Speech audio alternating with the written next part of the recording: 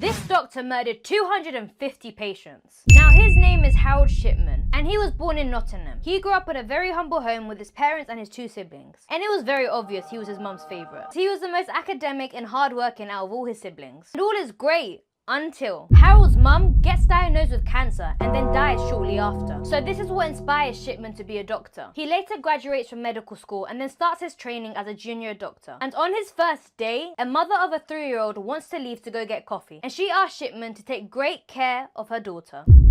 And shortly after, the 3-year-old dies while her mum's in the cafeteria. Shipman finishes his training and then decides that working in a hospital was a bit too much for him. So he decides to work in a GP. And again, people were just randomly dying. And during all of this, Shipman was selling a lot of drugs to teenagers and then taking some of these drugs himself. He was forging a lot of these prescriptions and showing up high to work. He ends up getting caught and then fired. So he decided to move to Birmingham and open up his own practice. Shipman was seen as a great doctor and loved by all his patients. But his patients seemed to just die. Makes sense because most of his patients were old, right? But things got a little bit suspicious. This is Kathleen Grundy, and she was perfectly healthy until she books a blood test with Dr. Death and then dies. And this was very surprising to all her friends and family because she was very active. But she was 81 years old, so it wasn't anything out of the ordinary. So no one questioned it. Until Kathleen's daughter finds out that her mother had left her nothing in her will. She owned 2 homes along with $500,000 in savings and a lot of assets. And all of this was going to Dr. Shipman. And Kathleen's daughter, she's like, this doesn't make sense because as far as she knew, everything was going to her. And who the is this doctor anyways? So that's when she asked to see her mother's will. And that's when she sees that her mother's will had clearly been forged. Like, it was so obvious because the writing and the signature, it didn't match her mum's writing at all. And who's the first suspect? You guessed it, Harold